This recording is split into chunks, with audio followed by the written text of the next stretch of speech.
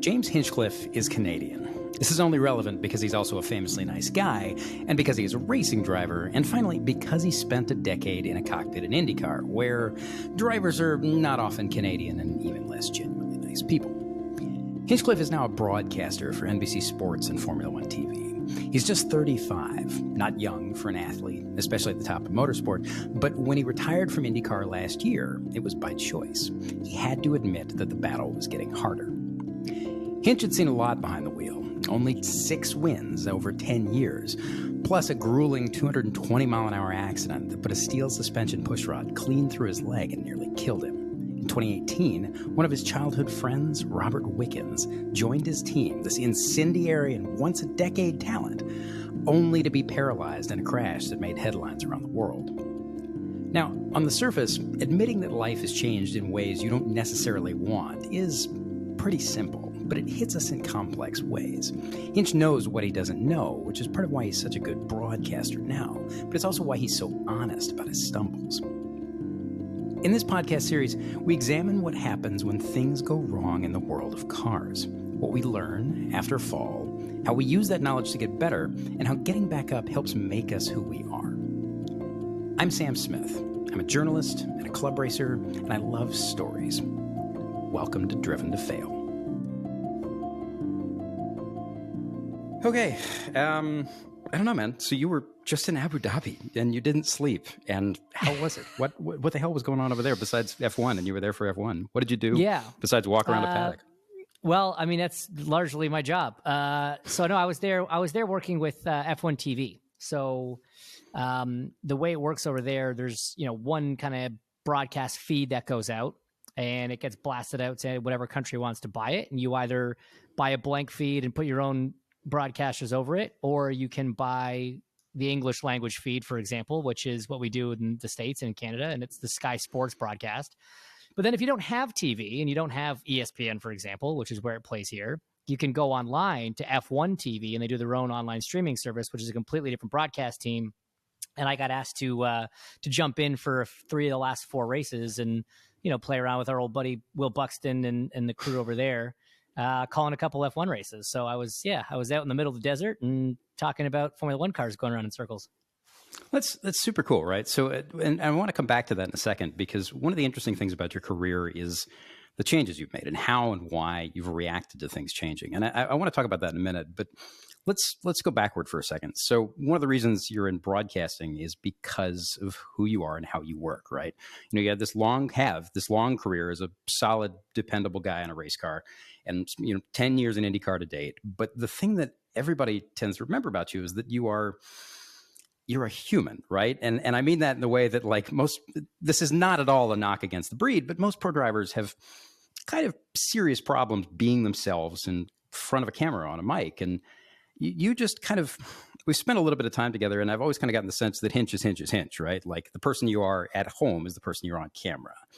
And that's rare. But one of the things I find really interesting about that is that, in motorsport, everything hangs on who you are in the car. But just as important is how you get through the business to get in the car in the first place. And you being you helped solve problems, got you deals, got you TV time, helped you sell, and made you a name that, in the paddock and in the stands, everybody loved. Even in years where, the result in the car might not have been ideal. But what I'm getting at here is, so I was a pretty quiet kid. I was shy. I was introverted. And a long time ago, I kind of realized that I had to take that stuff and figure out how to be the me that I was around my family, around the rest of the world. And you seem so natural with who you are on camera compared to so many other drivers. Was that ever a conscious decision? Was it ever difficult, or was it always just you being you, and that's how it works? Yeah, I mean, it was in a lot of ways a conscious decision, but it wasn't difficult. It's funny, I've talked about this with my family at various points in my career, and one point seems to come up, or like this was kind of the best conclusion we could draw, was I had a weird path through elementary school.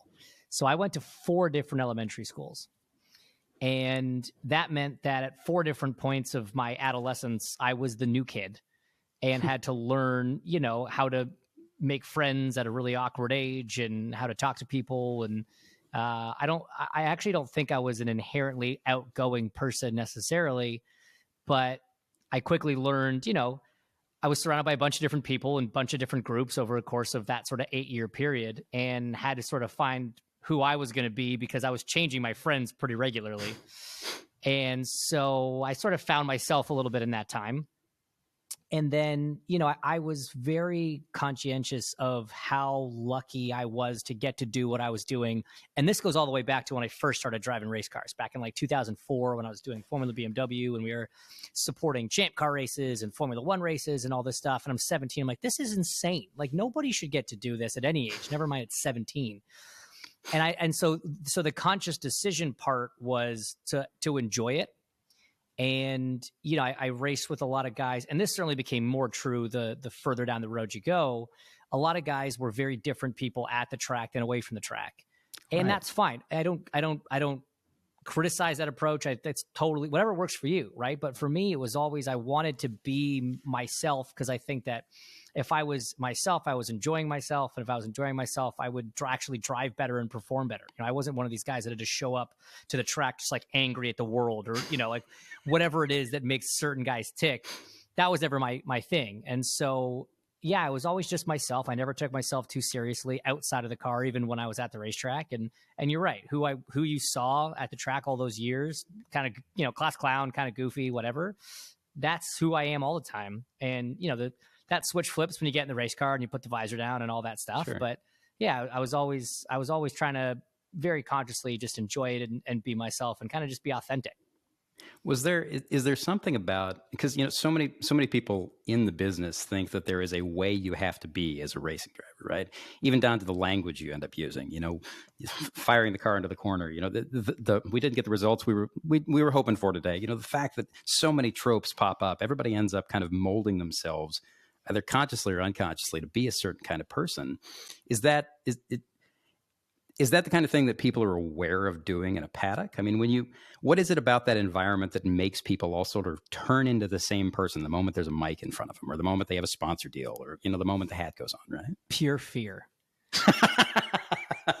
And so literally what gets me through all of my days. This is good to know.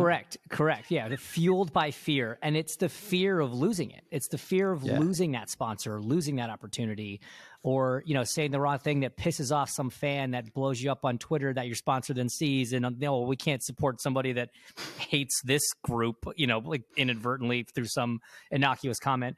And so, especially I was in the Formula Atlantic / Indy Lights level so I was like one step away from making it when 2008 happened, right? And let's take a step back. I started my junior Formula Car career in 2004, the year after the first year that tobacco money was no longer allowed in the sport, right? So that was like the beginning of the dark ages for open wheel motorsports in North America, because for so long the sport was quite literally fueled by tobacco money. Right. And for 20 years, all you had to do was like find whichever tobacco company wasn't already sponsoring a car, call them up and be like, hey, can we have $25 million? They're like, that it? Sure, no problem. Right. And so like these teams were actually incapable of finding actual sponsors because they never had to do it. So 2003 happens and they're all sitting there like, I don't know. And that's when the impetus really switched and the model switched, where the driver was as responsible, if not more responsible, for going out and finding the money to go racing. So that was the first picture. So I came in at like literally the beginning of the end. And so like, great, cool, great, awesome. And then we managed to get up a couple rungs, and then you're one below you're trying to get there. And then 2008 happens and just all money disappears. Like money ceases to exist in the world. And so it was a really challenging time to be coming up through the sport. So when you managed to trick some company into giving you money to go racing, you were like, I can't screw this up, right? You lived in this constant state of fear that you were like going to wake up to an email being like, you know what? This isn't for us anymore. Because sometimes that's all that happened. Or like, that CEO that loved this program, he just announced his retirement. The guy that's replacing him or girl that's replacing him, they don't like racing. So you're screwed. And so I get it. I get that drivers got stuck in this bubble of feeling like they had to use PR speak and tag those and toe those lines. And I actually admire the hell out of people like Connor Daly, who has just been unadulterated Connor Daly his entire life. Right, says like he's got some of the best sound bites. He's got the most character of anyone that's driving race cars today. And like in a similar sense, but to a lesser degree, a guy like Kyle Busch. I don't understand how Kyle Busch got away with saying some of the shit that he said for as long as he did. Sorry, I don't know if I'm allowed to swear on this show. Yeah, we'll bleep it. Fine. All right. He said some of the most like offensive things about his teams and sponsors and cars and whatever. And nobody cared because he won. Like he could get away with it because he's a bad, fast racing driver and could win at any time and anything. So he kind of got away with it. But like I had a text chain with buddies in the sport who like every time Kyle said something outrageous, we'd send it to the group. Like, how does he do it? Like, how is he allowed to just be this guy? We were partly jealous and partly like shocked and appalled, but yeah, it's just it all comes from fear of losing what we've been given. Well, it's funny because it's almost like there's two tiers, right? On the one end, at the absolute top, they're the guys that are so good and so entrenched in such a brand that they could do whatever they want. And then at the bottom, they're the people who are never going anywhere and nobody pays attention to them and they can go do whatever they want. And the second middle tier is where like results matter, but at the same time, how you sell matters just as much. And it doesn't matter if you're insane in the car, right? This is where I lived for 11 years. I was so guys that fit in that former category are guys like Kyle Busch, insanely talented, could do whatever he wanted. Yeah. Paul Tracy back in the day, same thing. Kimi Räikkönen, Juan Montoya, these people that just had this insane innate ability that they could afford to just like not really care about anything else and they would still get hired. I was not that good. I get that. So I had to be very much in line with what the sponsor wanted. Okay, so you say you're not that good, but at the same time, remember, like, for people who don't know, an IndyCar grid for the past decade has been defined by tenths and hundredths, right? Just simply being there is a certain level of talent, but at the same time, and skill, but, you still have to, everybody on that grid is trying. Every minute they are there looking for hundreds and scrapping for it, right? And what I find really interesting is several years ago, I was in, I forget who it was, somebody's trailer in Portland, Long Beach. And we got invited to, page through some data with an engineer and, they were going through it and there's channels and channels and channels and traces and traces and traces, just like literally hundreds of things you can look at that I'm sure you've seen a billion times that explain out, every last inch of where you are subpar in the car, right? And every last inch of what needs to be done, what you are doing well, what you're not doing well, all of it. Like just like anywhere else in racing, with the exception of the fact that, in IndyCar, the margins are so close. So what is it like when you look at that data stream and you you have work to do, but you don't know how to get there? Like, that so-and-so on the team or so-and-so is doing something and you can do it and you can get from A to B, but you don't know what the steps look like in between. How's your head work in that moment? Well, I think there's two different ways to approach it. So I was always one of those drivers that really poured over a lot of data and really, really tried to learn, because honestly, all the way back to my very first season of go-karting in 1996, I did not jump in a go-kart and set the world on fire, right? I got to where I was because I was really hardworking. I would analyze what I was doing right and wrong, and I would make myself better. I was very good at observation and application. So once you got to the part of the sport where you had data and you could have teammates and you could be like, okay, so we're going to go out for our first runs. This guy was quicker than me. Okay, why was he quicker than me? I could see it, and then I could immediately go apply it in the race car. And that was my strength as a driver, was I worked really hard to get to that level. And there are times, where you can see what the other guy's doing and you understand it in theory, but every time you go into that corner, it's just not happening. And so, you have two choices. You have keep trying until you pitch it off in that corner, or you look for somewhere else on the track where you have an advantage over them and try to make it even bigger in the area where you're stronger. Yeah. So there's kind of two different ways to approach it. So are there moments where, there have to be, right? They may not be common for some people. They may be really common for other people, but there have to be moments where you need to do something in a car that the data says you can do, and you go out there and try and do it, and you didn't know you could do it, but you did it.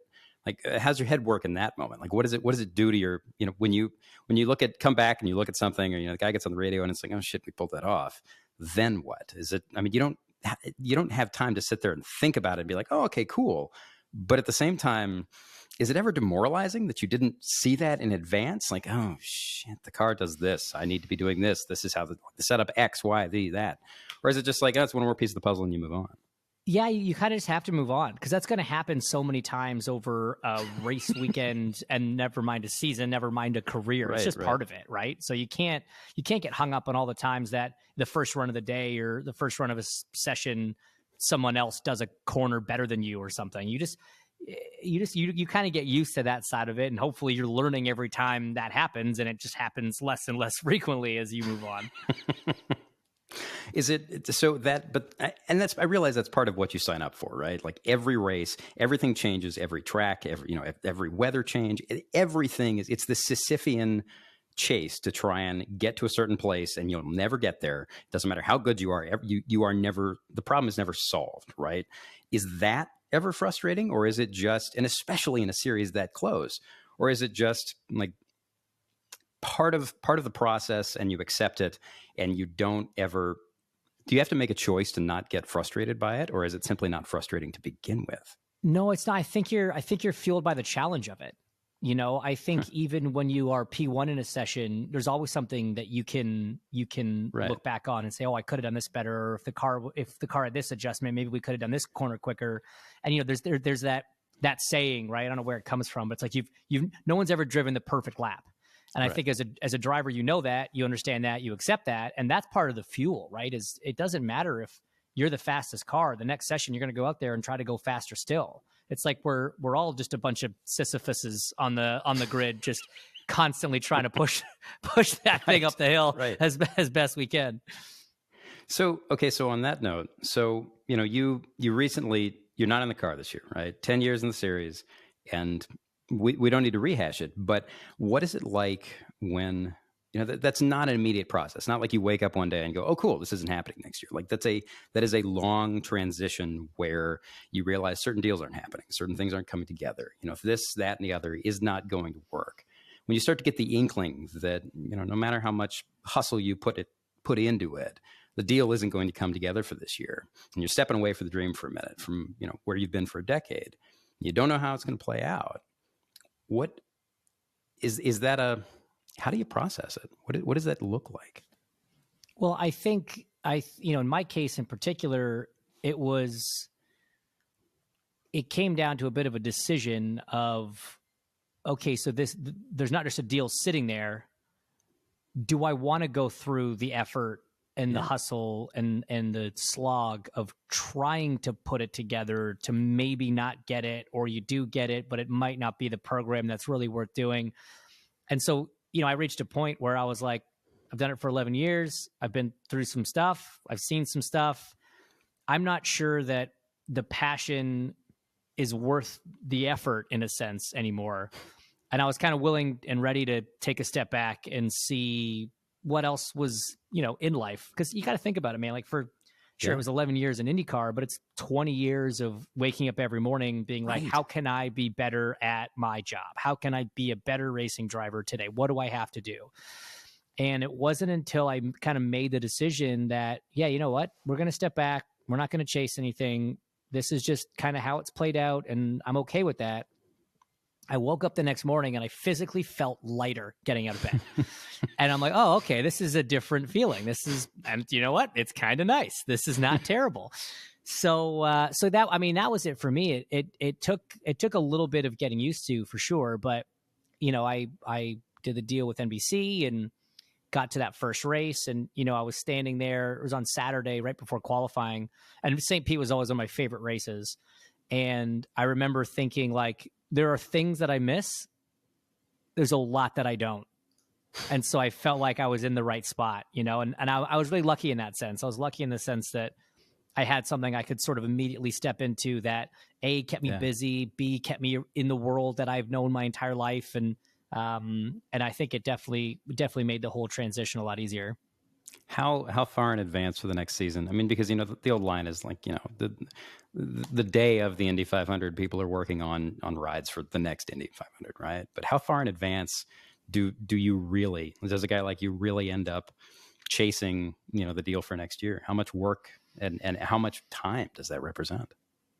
Oh man, Not just that race, what's, but the season, right? yeah, that's what's so tricky about this sport, right? Is if you're fortunate enough to be in a position where everything on the car is just taken care of from a sponsor standpoint, which, and I had a lot of years in my career like that. And then I had years at the front end and the back end that were not like that. And it is all consuming, and it does it like massively detracts from you being the best at your job behind the wheel. Yeah. Because it's such an exhaustive process of trying to get a big company to write a 7-figure check and make sure that you're delivering on that, from not just in the car and on track, but all the other parts that go into it. If it's your sponsor, yes, you then pay the team, and the team's doing some of the work, but like you and your team, whoever that is also still kind of responsible, and you feel a sense of responsibility. And it's a massive amount of work, and it's just the time commitment, the mental strain. It's a lot. Does it get easier the more you do it? No, no. How come? Why? Because everyone's different. I think if you were doing just a year-to-year deal with the same company every year for 10 years, yeah, fine, maybe. Yeah. But if you have one company 1 year or for 2 years, something like that, and then you got to switch to a different company, every company's got its own quirks. Every time it's a new group, you got to re-educate them on how motorsport sponsorship works, what the benefits really are, how to maximize it, how to utilize it, how to do all these things. And the number of conversations that you end up having where they're like, oh, yeah, I never thought about that. We're like, I know you didn't. That's why we're having this conversation again for the 14th time.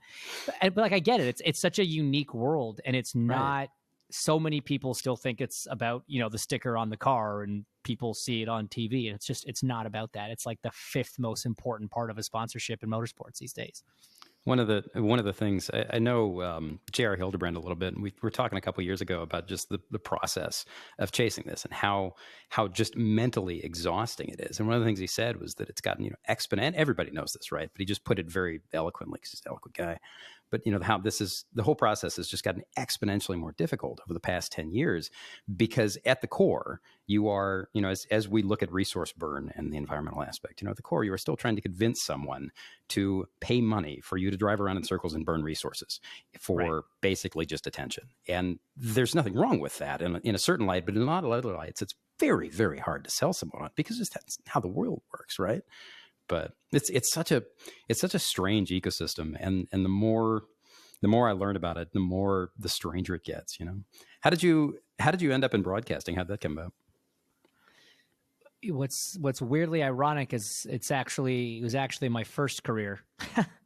Really? So when I was in the Atlantic series, so we were support to Champ Car back in the day. Yeah. The Champ Car series had 2 broadcasts. One was the domestic broadcast, which is what we would see on, ABC or whatever. Rick Benjamin was the lead guy on that, and that's what played in North America. Then there was the international feed, which is what we blasted out to 170 countries. And if you weren't, getting ESPN or ABC in the States, basically that's what you saw. But at the time, Champ Car didn't have like a massive global appeal. So it was kind of like even though it was the international one that was going out to 170 countries, it was very much like the redheaded stepchild of a TV production. And that was essentially led by Jeremy Shaw. So he was not only the lead guy in the booth, he was the only guy in the booth. He had to do all the races by himself. And so his sort of MO was, over the weekend, if he ran into somebody that was there visiting that he knew, or if a driver had won one of the support races that weekend, he would invite people up to the booth for 10, 15 minutes, a segment of the race, just to kind of help bridge the gap, burn some time essentially. So I'd known Jeremy for a couple of years, and I'd been up and visited him in the booth before. And so in 2006, is that right? Yeah. 2006, we were at the race in Houston. I think it was like maybe the second race of the year. And I ran into him in the paddock on Saturday, and he was like, hey, man, why don't you come up to the booth for the start of the Champ Car race? Stay for a segment or 2. And I was like, yeah, sure, man. So I did the Atlantic race, and then got out of my car, ran to my trailer, got changed, ran up to the booth, threw a headset on me. Producer comes in my ear and says, hi, my name's Sharon. You're live to 170 countries. Don't swear. Okay. Cool. Right on. Yeah. So like in the past when I had gone up to see him, I would come in like the middle of the race, right? And I'd talk for, between 2 commercial breaks, and then I'd bugger off, and that was it. So this was the first time I was there from the top of the show and whatever. So we get through, I think we'd got through the start of the race and like to the first commercial break. And then he looks over at me and goes, well, do you want to stay for another one? So I said, yeah, I got nothing to do. I'll stay for another one. So I stay for another one. At the end of the second one, he looks over and he goes, do you want to just stay for the rest of the race? And I was like, well, yeah, I mean, I was going to watch the race anyway. So I got the best seat in the house. I might as well just stay here and chat about it with you. So we finished the race together. And then when the race finished, he took his headset off. He looked at me and goes, what are you doing next week? And so for the rest of the season, I would get out of my Atlantic car on Sunday, early afternoon, get changed, run up to the booth, and I would help Jeremy call the international broadcast of the Champ Car races. Yeah. And then the following year, they actually hired me to do it. Oh my goodness. Somebody was paying me to talk about motor cars. This was great. And so I got like 2 years of completely undeserved booth experience, like calling a top level sport. I had friends that went to school for broadcast journalism that were still like fetching coffees for people at networks. And here I was just like completely I had no right to be there, but I was in the right place at the right time. And Jeremy gave me a shot, and I ended up doing it essentially for 2 years for fun.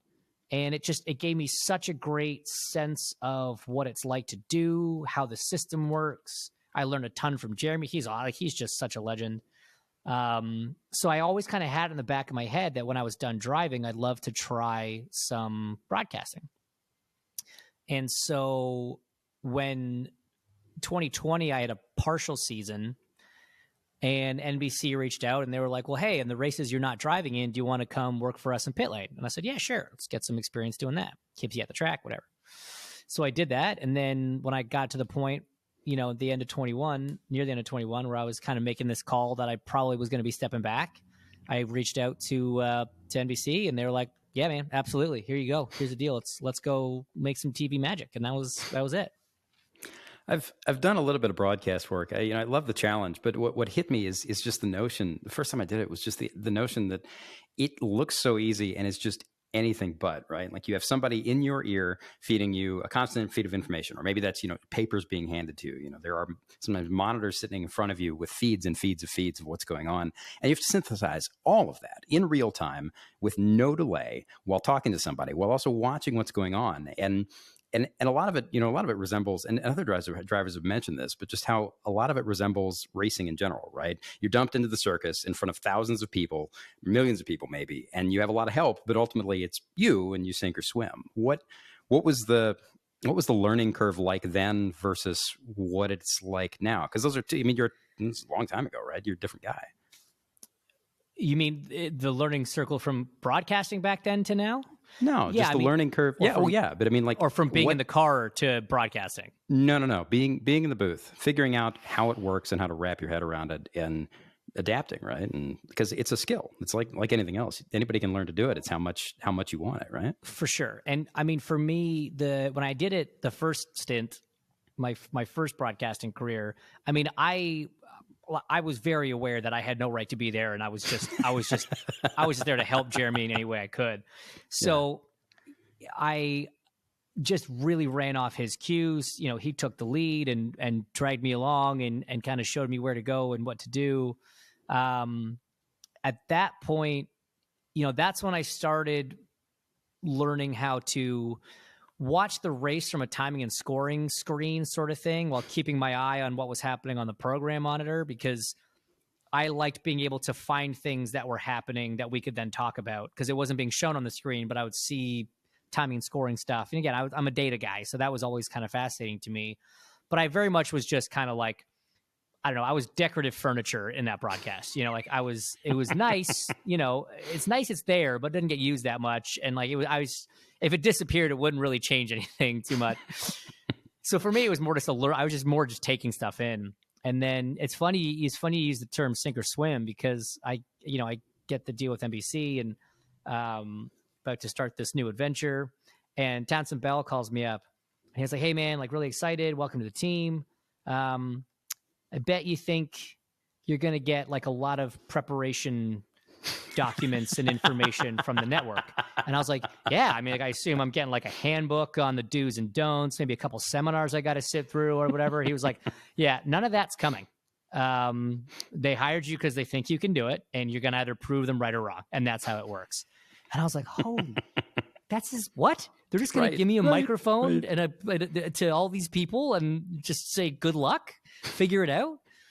So that part was a huge challenge. But I mean, getting to work with Lee and Townsend has just been awesome. I mean, they're such pros. They've been doing it forever. And so, but you're right. You're looking at 4 or 5 monitors on top of the program monitor, which is the only one you can actually talk about. That's like one of the golden rules you learn.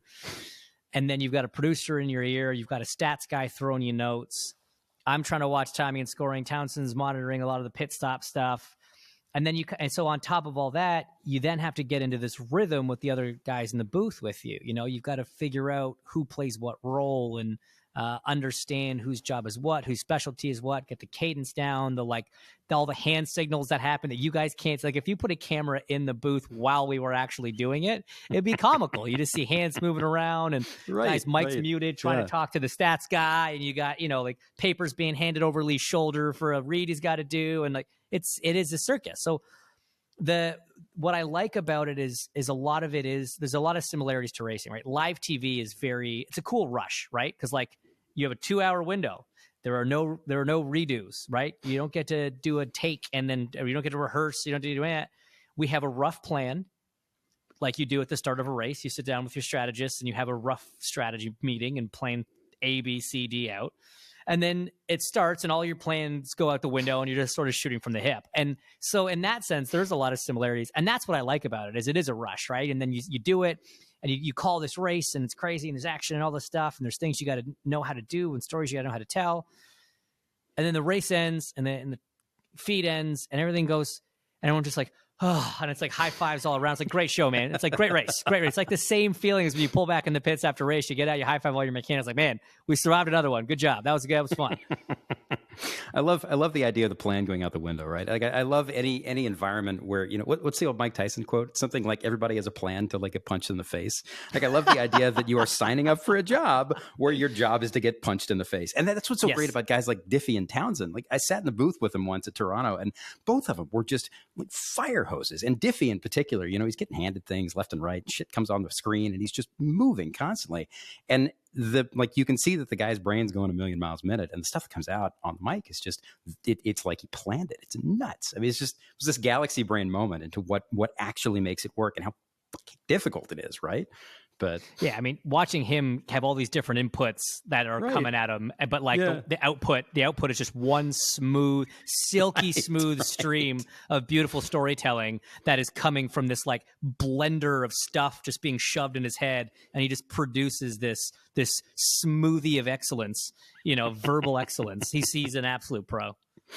So, okay, so you said you've been doing some of the F1 TV broadcasts, and you're in Abu Dhabi, but I'm curious. So, because an F1 paddock is such a different place from literally anywhere else in motorsport. That paddock works unlike any other paddock in racing, just in terms of where, the figurative where the walls and gardens are, like what's roped off, how that cutthroat little ecosystem functions. And I mean, it makes an IndyCar paddock look like summer camp, right? And I've had drivers tell me that, coming apart there, like having a bad weekend in F1 just feels different. It's much lonelier than anywhere else because of the way that, 1,000 reasons, the way the sport works, the way the politics work, the way the money works, the way the media is, all of it, right? But what did you notice when you first jumped into that pool, walking around and, synthesizing information? Because like racing drivers just look at that stuff. Anybody who's spent time in the cockpit looks at that stuff a little differently. Like what struck you about it? I mean, first and foremost, it seemed like it, and maybe my opinion on this have developed a little bit over the 3 events, but the first event, certainly I walked around and I was like, everybody here is afraid for their job. Like everybody here is walking around like someone's looking over their shoulder at every single thing they do and move they make. They act like drivers feel, like drivers feel about this. They're going to constantly lose their sponsor. So everyone just acts around like they're on the most important mission that's ever been bestowed upon a human being. And I'm like, guys, just chill. We're just going racing here. This is relax. And it was the marketing people, the mechanics, the engineer. Everyone just was so high strung. strung.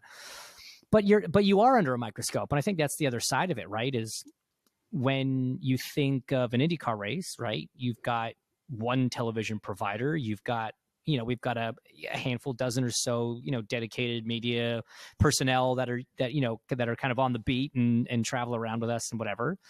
So you can sneak under the radar if you have a bad weekend, right? Right.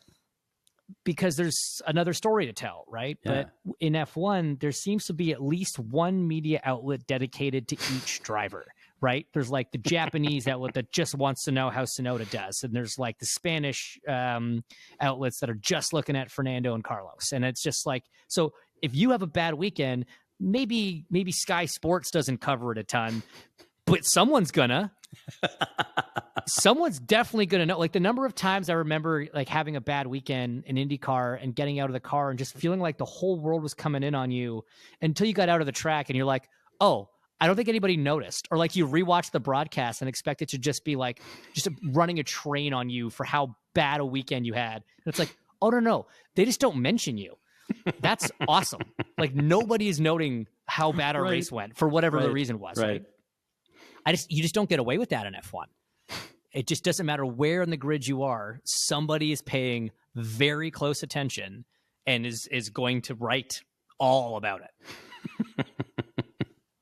So, I mean, the notion of bad weekends, right? I mean, and I don't want to go too deep into this in terms of how it worked, right? Mainly because you've rehashed this 1,000 times and the accident itself isn't the point. But you had a relatively mild looking accident in 2015. And it was one of those things that because of how the media works, you probably got more airtime because of that accident in the weeks that followed than any other driver in the series for the rest of the season, which can be frustrating, for a lot of people who follow the sport, follow racing in general, love it, grew up with it. You care about so many things. And especially in America, where IndyCar gets, maybe a blip on national TV if something goes wrong or somebody gets really hurt and nobody cares. But this accident in particular seemed seminal in part because there was an element of risk to it. And forgive me, I know you've been down this road a billion times. I have to rehash it for people who don't know. So you're running in traffic at Indy during practice for the 500 in 2015. And then you wake up in the ICU and your family is there. You can't talk because you're on a ventilator and you're nodding your head because you've heard this 1,000 times. I'm so sorry. No. But the end result was you go into turn 2, more than 220 miles an hour, suspension rocker fails, right front comes off the car. Like you watch the video and your hands turn and then your hands turn more. And then you go arm over arm, the car's not turning, you go in the wall and the medics come to pull you out and you're stuck in the car because a push rod, this almost 2 foot long piece of metal that transfers force from the bottom of the upright into the into the rocker and the damper, that ended up in your leg in an artery and you're swimming in your own blood. They take you to the hospital, trauma center. Crash gets, like I said, a lot of coverage. And in 2015, it was a weird moment for anybody who cared about the sport because IndyCar was not in a good place in terms of revenue, in terms of people showing up, especially at the bigger venues. Was it frustrating to have to talk about this and that, even though it was you, right? Even though, you had to figure out how to physically put your life back together. But there's so much else happening in the series, and all anybody wanted to talk about was how James had a rod through his leg, and oh my goodness, he was in his own blood. Like that had to have been a teeth grind element about that, right? Even for a pretty gracious guy. No, I think, you could argue it the other way and say it was good that it took some media attention away from maybe some of the other things that weren't going great in the series at the moment. 2015 was the start of the manufacturer aero kit era, which went really well for one manufacturer out of the gate and didn't go particularly well for another manufacturer out of the gate. And, one of the reasons that they wanted to do this was because they wanted the cars to be able to look different so you could identify which one was a Honda and which one was a Chevy right out of the, and I guess it kind of, you'd have to be pretty well versed on aerodynamics to realize that was a Chevy front wing versus a Honda front wing sort of thing. So I don't think it had that desired effect. It created a massive gap in the racing, whereas 12 through 14 with the universal kit, the racing had been the best it had been in 10 years. So yeah, for sure there were some challenges, but I don't I think we understand and understood kind of where we stood in the national conversation, and so something like that was obviously going to get more attention.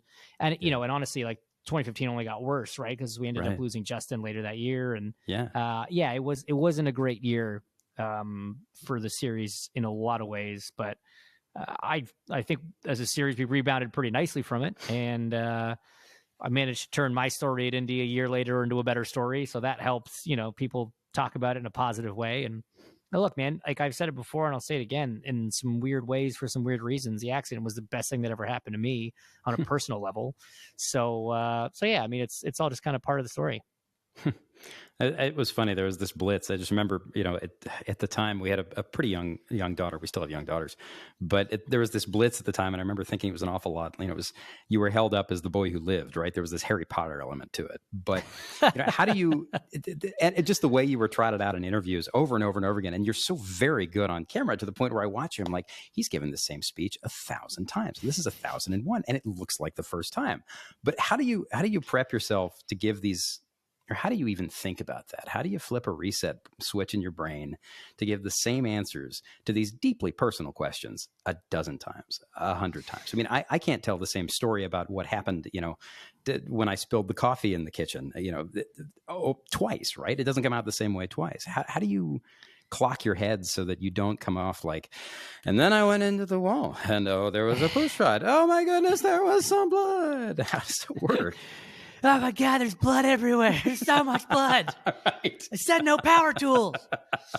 Right. Second obscure movie reference. No, yeah, it's interesting because I think when, you know, going back to, you know, what we spoke about earlier about me wanting to always just kind of be authentically me at the track in my life in general, I found the idea of being someone else exhausting, frankly. And so I've always, you know, I find the idea of being me exhausting, but I still have a way to do it. But imagine having to be someone else, but still be you. It's twice as much work. So I think I was always very comfortable sharing that experience. Yeah. It definitely helped by the fact that there were two big factors that helped me not really mind reliving it in that way as often as I had to. The first was that it wasn't a mistake that I made. Right? If I had just screwed up and that was the result and people wanted to talk about my screw up over and over, it wouldn't have even been the near-death experience that would have bothered me. I would have talked about that all day long. It was the fact that it stemmed from my mistake. Like as a driver, as a competitor, that's what would have hurt way more than being skewered by a push rod. And then I had no actual memory of the crash, of the extrication, of any of that stuff, right? So it wasn't like I was reliving some physically painful event. All the pain came afterwards in hospital, and I found a way to just sort of disassociate that from the wreck in any way, or a race car or the racetrack. I convinced myself I had a car accident. How do you do that? You convince a bad car accident? How do you do that? Yeah, you just do it. You just tell yourself, oh yeah, I had an accident. Accidents happen. But it's like saying don't all the time. It's like saying don't think about pink elephants. You automatically think about pink elephants. I mean, yeah, fair. But again, I wasn't telling myself to not think about it. I was just telling myself to think about it in a different way. Right? That makes sense. And so I just never associated it with the race car. I never associated it with Indianapolis. I just totally. You got to remember, athletes in general are, from a very young age, trained to compartmentalize emotion and things altogether. This was just a really extreme version of that, which I had been practicing my entire career. So I didn't mind telling the story. And you get to a point where I'm sure the first 10 times I told it, there were different iterations of certain parts, right? Yeah. But then after a while, you kind of are like, oh, well, it sounded better when I said this way, you know? And so by 11, 12, 15, you kind of just, it's just muscle memory, right? You're just pumping out the same, but I did always try to like, not just sort of like, and then this, and then that, and then that, because of course, yeah. You know, you understand that whatever audience was listening to the first person you told it to was probably not the audience that the second person has, or the third person, or the 10th person. So you try to, and it's it's a scary story, right? So you want to have some humility about it and not just try to brush it off. Like, I'm not trying to be like, yeah, I got skewered, no big deal. I'm back in a car, who cares? Like, it was a big deal. I get it. I love talking to, you mentioned compartmentalizing, right? I love talking to athletes about how they put things away. We had Ross Bentley on the show a couple episodes ago, and he was talking about research that, he's worked with trained professionals and psychologists to, delve into what makes flow state happen, right? What they call the zone for athletes. And I love figuring out all this gray matter stuff that's really fuzzy logic in between, like stuff we just do, how we figure out kind of subconsciously how to make things work. But you mentioned earlier, and you gave an interview at one point talking about how when you got back in the car, it was like, oh, can I do this? And a lot of drivers talk about this, right? Like, talk to a lot of drivers about coming back from accidents, and they all say some version of the same thing, which is, I don't know if I'm going to be doing it. And I get back in the car and I can do it. And it's like, oh, well, okay. And then like 1 out of 10 of those guys will stop and say, well, I thought about that every single lap, or I thought about that every weekend. I did it for 5 more years, and then I realized it was time to quit. Or like, you go all the way back, like Sterling Moss, when he had the great big accident at Goodwood that massively put him in the hospital, and he got back in the car and he was never the same. Couldn't explain why, couldn't pull it apart. He was just like, oh, guess I'm done. Like, how did you said once that you were anxious, and the moment you drove the car, it went away, but did that hold? Do you ever have flashes of that come back? That anxiety? Never. No. Really? Cool. I mean, it's not from that. I mean, there were probably other accidents that I had in my career that affected me more in that sense. Really? Because again, I think it's because I don't remember it. And because even though I went through all this, pain and discomfort and all the other things that happened in the months afterwards, I never associated it with the race car. So it just wasn't even a thought for me. I mean, I had that same thought of wondering whether my brain would let me physically operate at that level ever again. Yeah. But I got back in the car and felt comfortable and had some of the best drives of my career in the years after that. So that wasn't it. There were, like I said, there were other things later that I think affected me more, but it's just drivers, they're weird. We're wired differently, and we lack the self-preservation gene that most humans are born with. Right. And that's just how we get through it. What were those other accidents like, and why? Was this stuff that was your fault, or more things breaking, or just getting caught up in a train of somebody else's mistakes, or what?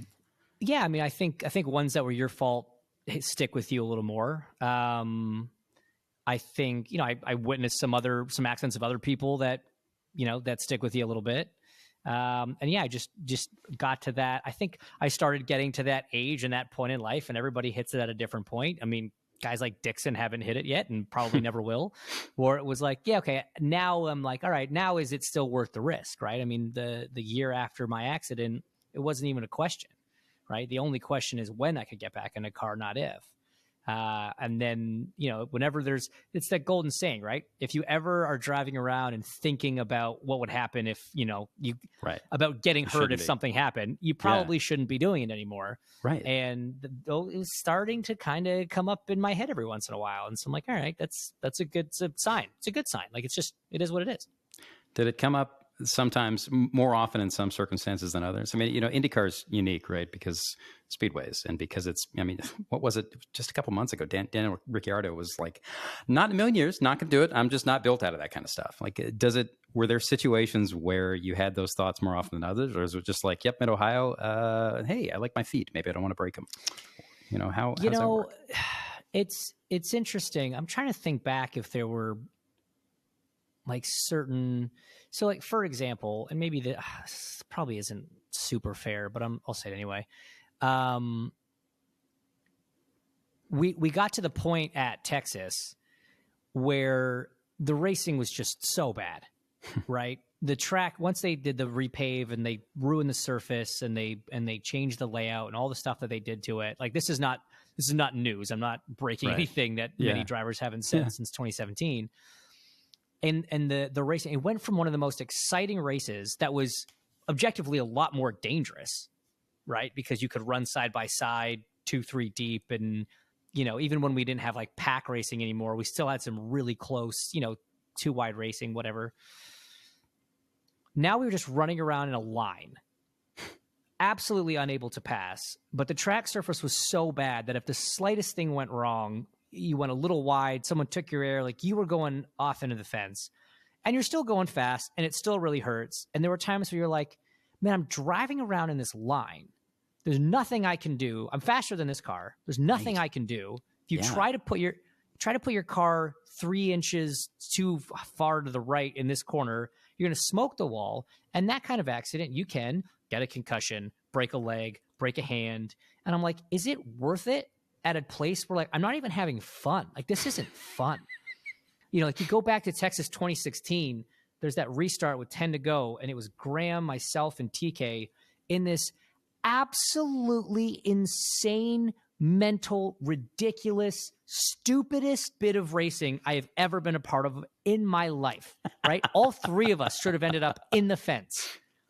And it was the best race. It was the most fun I've had in a race car, probably my entire career. It was awesome. And you were like, yeah, we might have ended up on the fence, but this is fucking great. Like, sign me up. Let's do it again tomorrow, you know? And then you switch and you're running 6 car lengths behind the car in front of you, and the car behind you 6 car lengths behind him, and no one's near anybody, but you're like, this is stupid. This is stupider than what we were doing in 2016. Because the risk is almost as high and the enjoyment level is like a fraction of what it was. So yeah, there were times like that where I'm just like, we got to do this 267 times this afternoon. That sounds awful. It sounds terrible. Did those, so those moments got more common, or at least more frequent, deeper into your career? Because I mean, that's one of the funny things about racing, right? Is that, you know, everybody, if you don't know anything about it, you think, it's the guy in the car, and like, who built the blah blah blah, and who set up the blah blah blah, and, you know, whatever. But there's so much that's out of control of the guy at the wheel, right? Did those moments where you looked around and you're like, why are we here? Did those get more frequent toward the end of your stint in IndyCar, or no? Yeah, I mean, I don't think it ever got to the point of like, why are we here? Yeah. But it was just, I don't know. Yeah. You would just question yourself a little more often, I think, or like question the whole thing a little more often. But I mean, yeah, honestly, I think it was honestly sometimes just more track related than anything else. Yeah. There were certain tracks that just the racing struggle. And the other part of it is there were changes to the car that made the car less fun to drive as well, even just in general. And that's everywhere. So, you know, even at like a Mid-Ohio, I didn't drive around Mid-Ohio necessarily being worried about hurting myself, even though there's a lot of things you can hit at Mid-Ohio and it's pretty quick, or like a Road America. But I also just remember being like, it's not the same. The cars aren't the same. And you talk to a lot of the guys that had been around for several iterations of this car. And maybe, you know, like my career started in the IRO3. So I had at least a season in that car before the DW12 came in. And man, we went through this awesome phase. Like the first 6 years of the DW12 were awesome, minus 2015. Not because of that, because of the body kit stuff. I mean, luckily I missed most of the season, so I didn't have to suffer through it like everybody else did.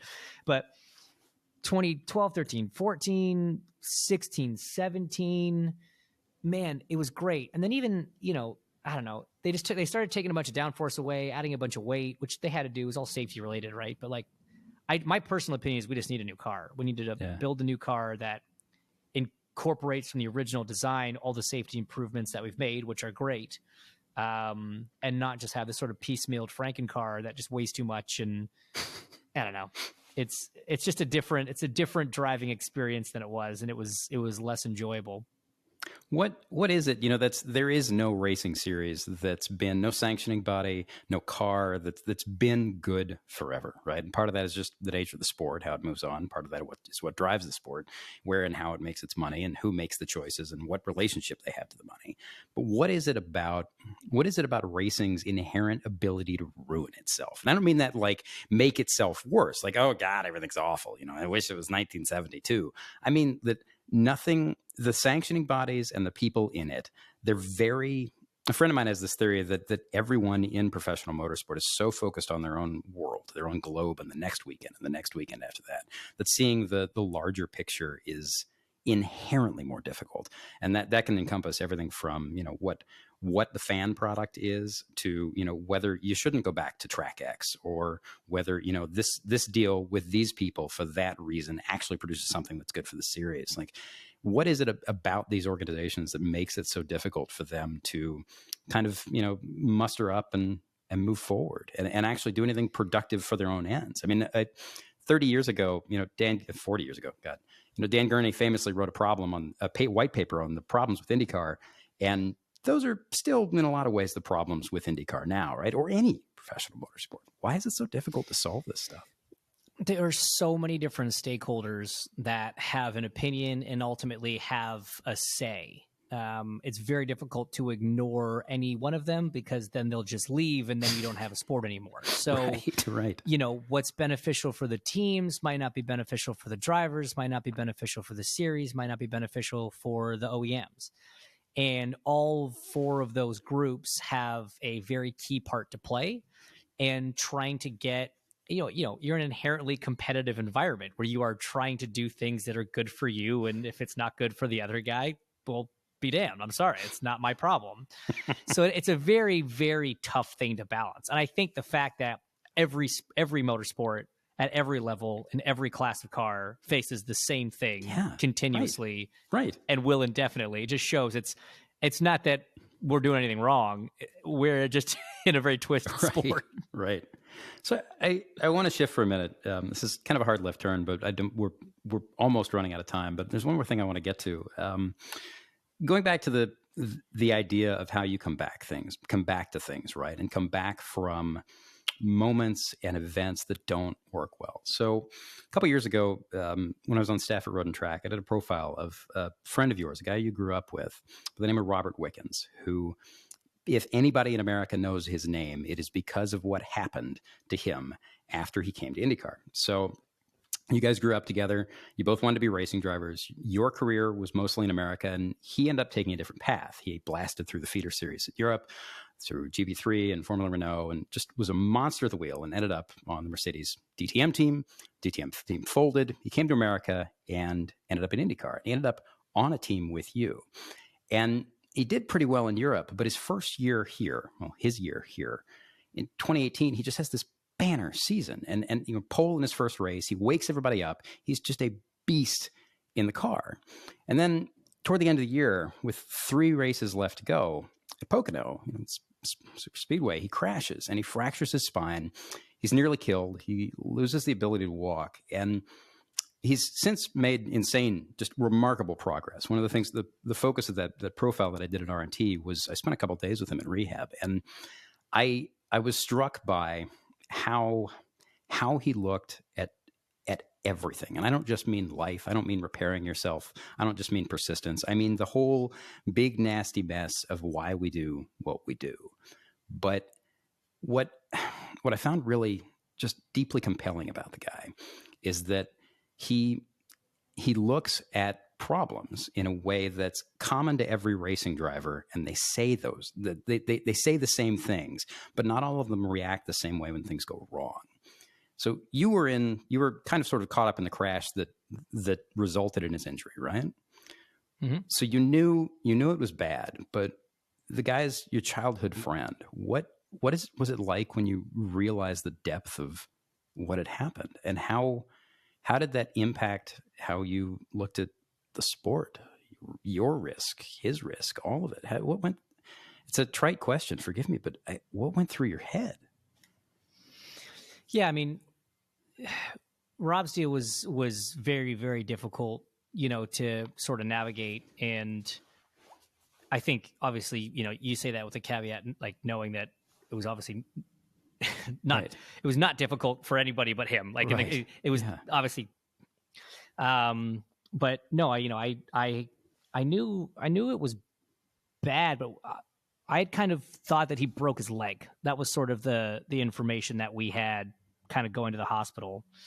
And then it started kind of becoming apparent that it was a lot worse than that. And then when his family got there, they broke the news that they were worried about potential paralysis and all that sort of thing.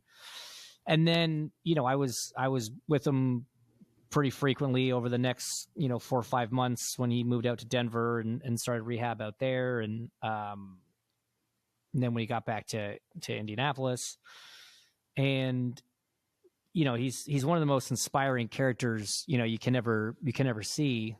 But yeah, there's no doubt that seeing, you know, what happened to him and how it affected his life moving forward was, you know, something that definitely had an impact on me and made me look at certain things in my career maybe a little differently. And, you know, at the same time, his attitude towards the whole thing, sort of like you say, the way that he puts it all in perspective and what he's gone on to achieve subsequently. I mean, it's mind blowing, right? So it's a catch-22. You could look at it as, oh, well, something like that could happen to me, or you could look at it as, oh, if something like that happened to me, you know, like it was still, that's right. I mean, it's not the ideal outcome, but man, like he's still making the most of it, and he's still doing a lot of things, and he's still impressing a lot of people, and still living a great life. And so it kind of just depends how you want to interpret the whole situation. But it's like I said, it was super challenging seeing it all up close and being part of it. And yeah, it affected me in a big way for sure. One of the things that I found I don't think I've ever had a conversation with anybody through work or anything else stick with me the way talking to him did. You know, I went out there and we initially pitched him on going out and spending a couple of days with him in rehab, and naturally, because anybody's going to look at that and go, why? We had to explain that just wanted to, you know, get a sense of how he viewed the thing and not, you know, be a creepy stalker or anything, but just try and show the world what he was dealing with, which is an awful lot. But I have to admit, I did not expect the guy to be and in retrospect, it's clear why you guys are friends. Now that I think about it, but I didn't expect him to be as open and honest and just deeply, deeply, deeply honest about how he viewed it and how he viewed himself and how he viewed, you know, he's talking about the way he struggled in Europe and, you know, coming back from things being, you know, just the lowest of the low points that now compared to where he was not that low. And it got me thinking a lot about how we grieve, right? Which is not, I don't mean grieving death, but the dealing with some big change that we cannot undo in life, you know, where you first think you understand it. And then a while later you get a slightly larger understanding of it. And then sometime after that, you get this other grander impression of just what happened. And that's kind of the impression you walk forward with. And that works for, you know, life changes or deaths or illnesses or anything. But from talking to Rob, it was just so remarkable because he's so, and again, this is clear why you guys are friends, because he was so honest in a way that racing drivers aren't about the moments he's had that did not work.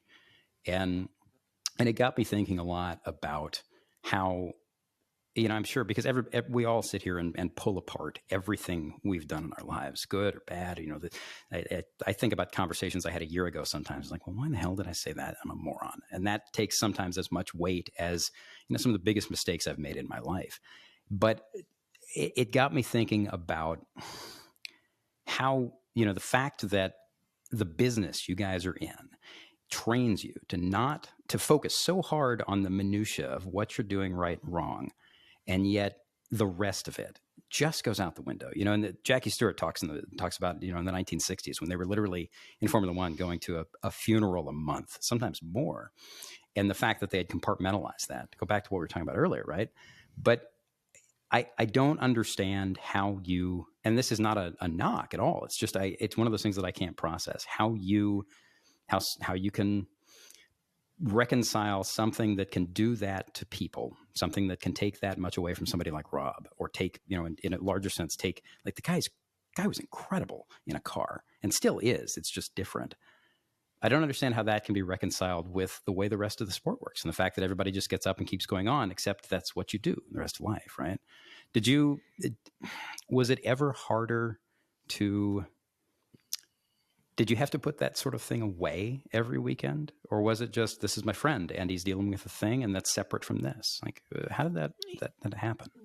Yeah, I mean, you have to try to separate it, right? I mean, I think every driver acknowledges that something bad can happen to them. Yeah. That's always been the case. And, you know, I've lost friends behind the wheel of a race car and we strap back in the next day or the next week and go do it again. Right. I think what you have to remember is what it gives you and not what it could potentially take away, right? Right. Which sounds insane. It sounds absolutely insane that like there's anything on earth that you'd be like, yeah, I'd die for that. That's not like your children, right? But again, we're not normal people. We don't have the brains of a normal person. And so the risk is acutely known. It's flashed in our face, you know, luckily these days, not as regularly as it used to be.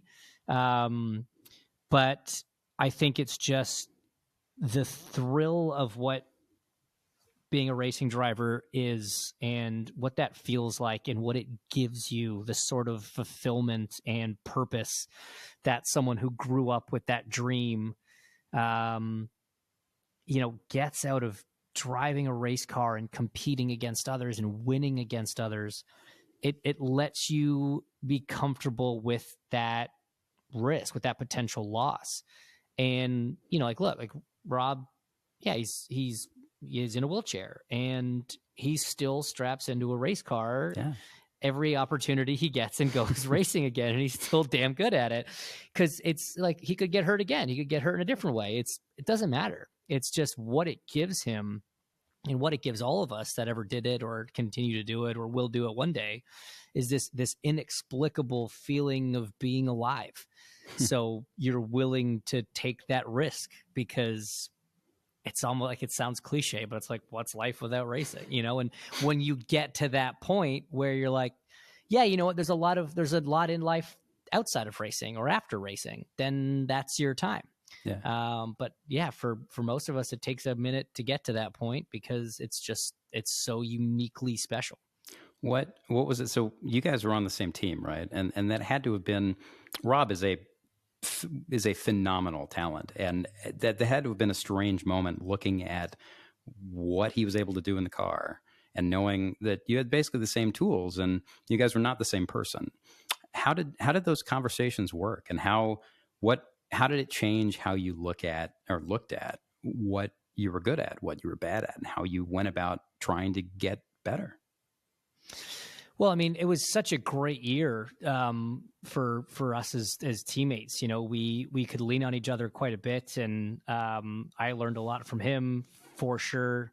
He helped make me a better driver in that year, and I helped him get up to speed with IndyCar, and it was sort of a great mix. You know, what Robbie was really good at, apart from his just inherent natural ability, which for sure eclipsed mine, was his, when you tied it in with his like relentless perfection, not just with himself, but what he demanded of the people around him. And that was the big thing that I think separated us, and something that I really learned from was there were things that I might want within the team or out of the car or whatever it was, and I would make that known. And if the answer was no, or yeah, we'll work on it or whatever, I'd be like, okay, well, you know, let me know if that's something we can do. Where he was just like, no, unacceptable. This is happening. Figure it out. Not my problem. Sort it out. And just the command that he had over the people that worked with him, and the level that he demanded from them was the same level that he demanded of himself. You know, he made himself the best possible driver through all the various things that he would do to prepare for a race. And his philosophy was something along the lines, I think, I'm not putting words in his mouth, the way I saw it was, if I'm working this hard to do my job, we're a team. You also have to work this hard to do your job.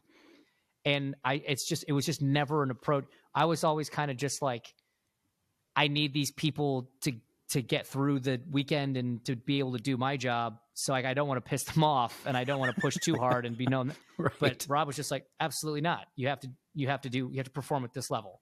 Was it hard? Was it hard to make that shift? I mean, because that's I have the same way. I mean, it took me forever in interviewing people to like get around the fact that I didn't want to say something that was less than polite. And like, it's still my handicap, right? Was it ever hard to make that? Was it hard to make that shift?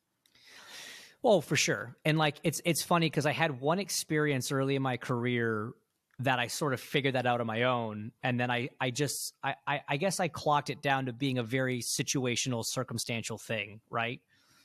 And then I realized that teams in a lot of cases create their own monsters, you know? And so like I had an example in my career where it was something that I needed that I thought would help me and my group perform better.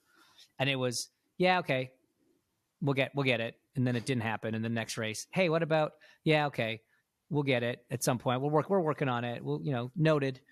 And then next race still wasn't there. And then I think it was by the third or fourth race, whatever it was, I just had a meltdown. And next race I had it.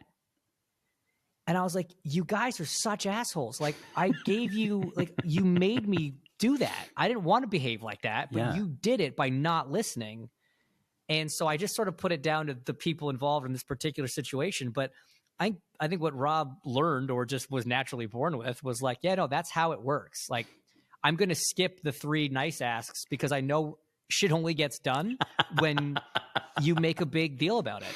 And man, credit to him. Like that level of perfection, like his training over in Europe, I think was vital because when you drive at the level of DTM, you know, for a manufacturer like Mercedes, they are militant in how they operate. Right. And so for 6 years, he grew up essentially as a professional. His development occurred in this environment where like he was always very hard on himself and always demanded a lot of himself. But the way he was able to demand that of other people after a stint in Europe was what I think he really gained from his time over there, because I think working with that group, just the culture of German race engineers and German management and the size of a company like Mercedes, that's just how they operated. And he brought that back with him to the States, and it was fascinating to watch. And like I said, it helped me a lot.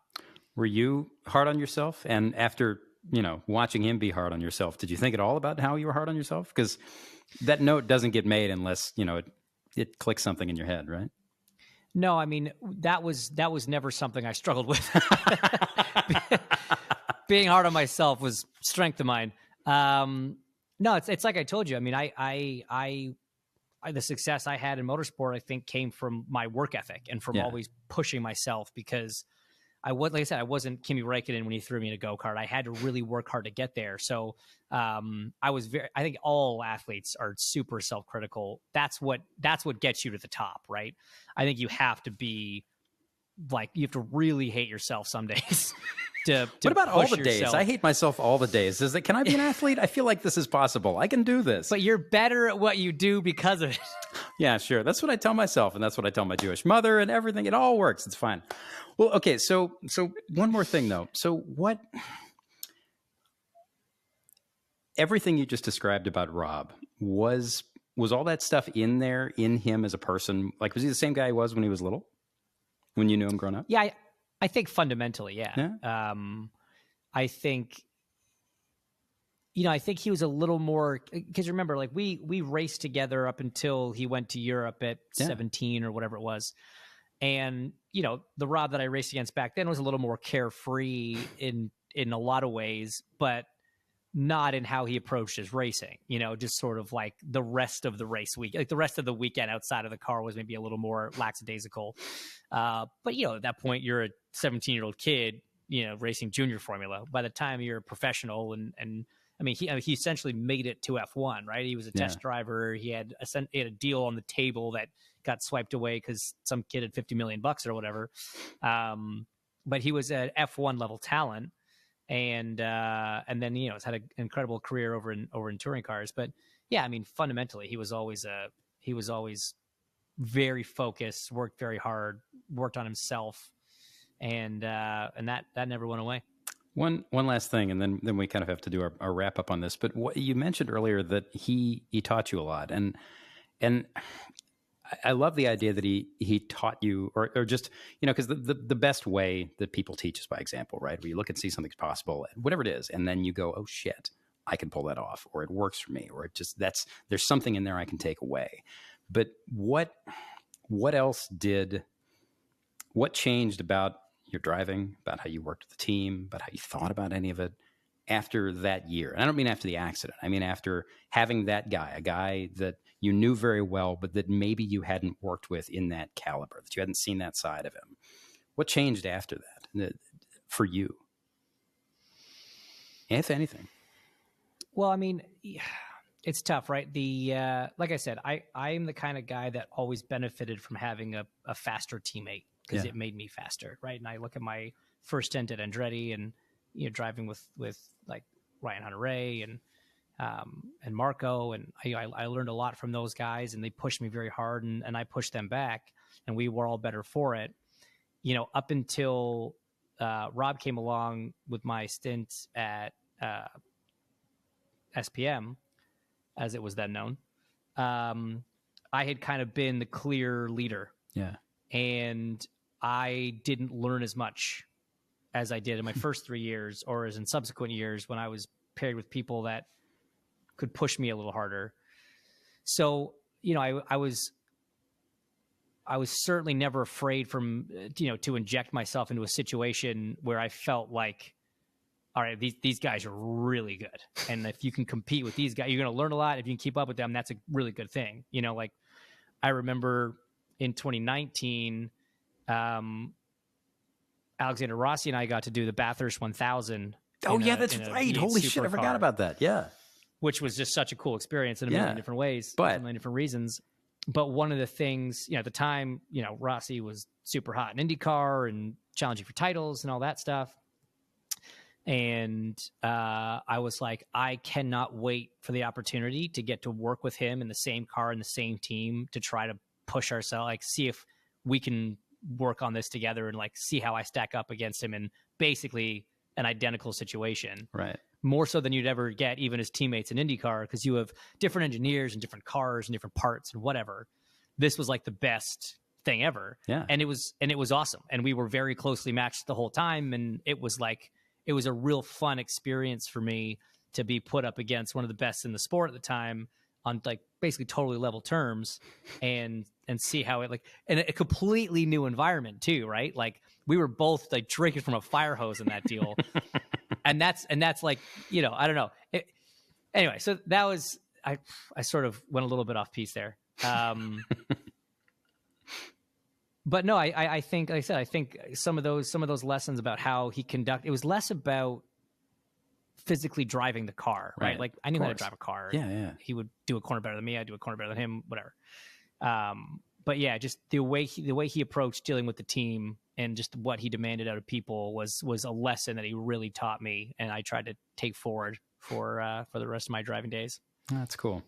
So we are unfortunately out of time, but we have this thing we do on the show with everybody. We ask every guest at the end of it one question, same question, and the answer usually says a lot about them. But the whole point is that you're not supposed to think that much. I'm just going to ask the question. Just spit the first thing that comes to mind. Sound cool? Sure. Okay. So what's the first thing that goes through your head when things go wrong? Was it my fault? That's all right. That's officially my favorite answer out of all this. That's my favorite answer. People have been like, "Oh shit," or "What do I do to fix it?" Or no, you went right to the Jewish mother kid that lives in my skull. Was it me? It's probably me. Was it my fault? Can this be held against me in a court of law?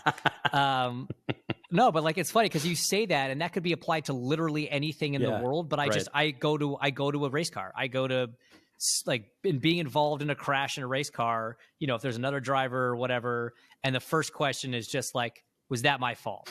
Like you never think it's your fault, but like until you see the replay, you never really know if it's your fault or not. And it's really tough to be objective when you've already made that decision in the race car. So I would always just say, I wouldn't say anything like, nope, I got to watch it. Cause I learned, I had times in my career where something happened and I thought it wasn't my fault. And then you see the replay and you're like, yeah, it was me. Mm-hmm. Yeah. Maybe that was me. So then, I would never say anything about anything until I got out of the car and saw a replay, and then I would make my call. But yeah, that's normally where my head goes. Right on, man. Well, thank you. Thanks for the time, and thanks for coming on and being honest. I really appreciate it. It's been great. Absolutely. Had a great chat. Really enjoyed it. All right. Thanks, man.